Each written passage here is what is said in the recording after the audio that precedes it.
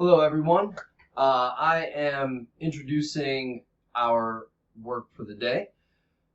You guys are going to be completing a worksheet about nouns.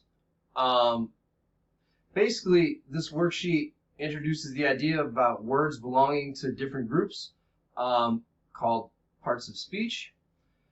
Some of these are nouns, verbs, adjectives, and adverbs. A noun is what we are focusing on in particular today. A noun is a person, place, thing, or idea. Most of you have heard of those before. And when we look further down on the sheet, you can see that we have a chart that is labeled as person, place, thing, or idea, and then one that is for words that are not nouns. There's the word showcase down below where you will be pulling your words from. So you're going to look at these words and you're going to categorize them into the chart above. You're going to do that using a text box.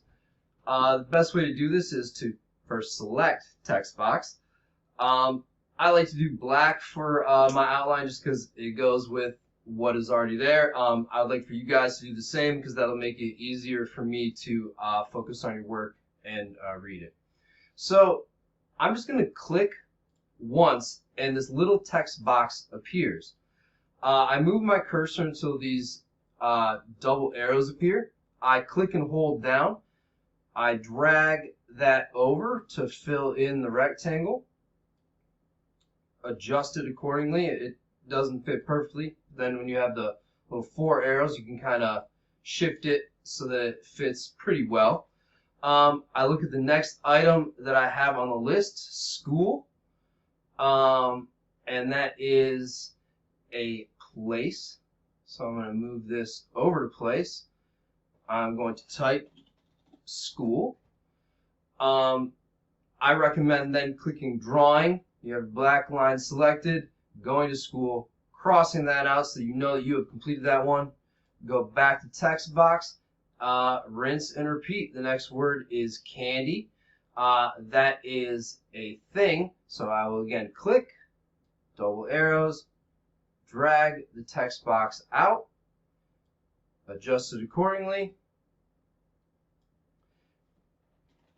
add candy, go to drawing, cross it off so I know that I've completed it. You're going to continue on until you've used all the items in the list. Remember to fill in the not a noun category as well. When you are finished, this is where things sometimes get a little tricky. You go to save.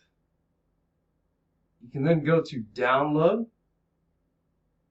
When you click download, it exports the annotations. So that's the changes that you've made to the PDF file. When you go to submit your assignment in Google Classroom, you can click the little add button that's right there, and you're going to add a file, the little paperclip symbol, and that will allow you to choose this file that you've saved. You attach it, and then submit your work. Please let me know if you have any questions. I'm happy to help.